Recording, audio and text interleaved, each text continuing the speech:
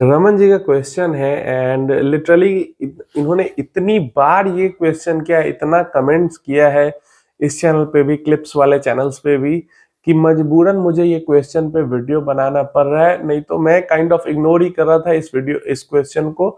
इस पे बनाने का कोई इरादा नहीं था, क्योंकि ये उतना बड़ा टॉपिक ही नहीं है। ये अप्रोच वाली चीज है। ये प्रॉब्लम अप्रोच के अंदर में आती है, अंडरस्टैंडिंग में आती है कि आप किस तरीके से इस चीज को देख रहे हो, समझ रहे हो।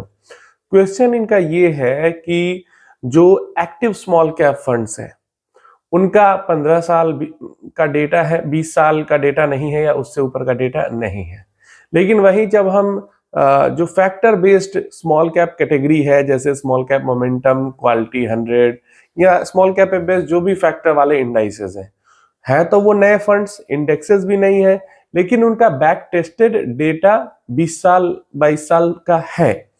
तो ऐसे में हमें बैक टेस्टेड डेटा में दिखता है कि ये जो स्मॉल कैप फंड्स है, momentum based, momentum quality based जो फैक्टर वाले हैं, इनका रिटर्न्स 23% प्लस का है इतने सालों में।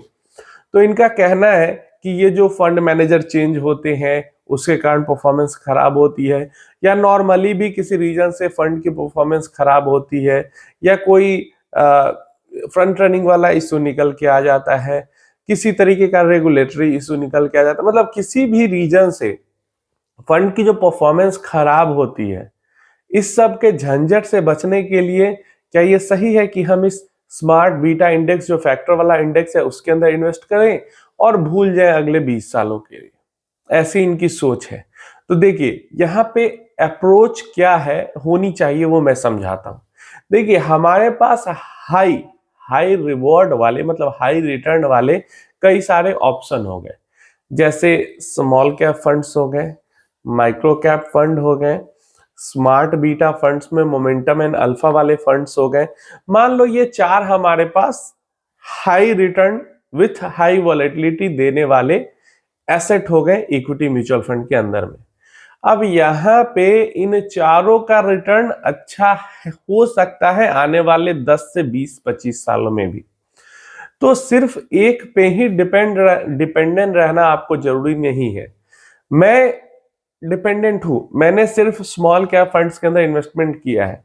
अगर आपकी सोच ऐसी है, जो सारे आपने प्रॉब्लम्स बताए कि जो एक्टिव स्मॉल कैप फंड्स है उसका कभी कभी अंडर परफॉर्मेंस होने लगता है, आप सोचते हो कि आप इंडेक्स फंड में इन्वेस्ट करोगे, अंडर परफॉर्मेंस नहीं होगा, नॉर्मल चलता रहेगा, हमें कुछ करने की जरूरत नहीं होगी, आपकी अगर थिंकिंग ऐसी है तो आप वहां पे इन्वेस्टमेंट कर सकते हो, इसमें कोई दिक्कत नहीं है।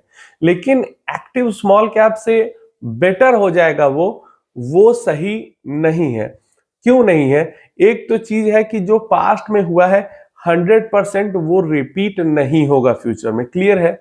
और 2019 के बाद जो प्रॉपर कैटेगराइजेशन हुआ है म्यूचुअल फंड के small cap, mid cap, large cap का, इसलिए मुझे लगता है कि आने वाला जो 20-25 साल होगा वो उस 20-25 साल में पीछे जो स्मॉल कैप मतलब 2019 से पीछे जो स्मॉल कैप फंड्स का रिटर्न रहा है उससे बेहतर स्मॉल कैप फंड्स का रिटर्न रहेगा। तो इसलिए मैं तो अभी भी एक्टिव स्मॉल कैप फंड्स के फेवर में ही रहूंगा, और अगर बहुत तगड़ा रिटर्न नहीं भी बनेगा तो भी बाकी सारी कैटेगरी से तो अच्छा रिटर्न्स मेरे पास बन ही जाएगा।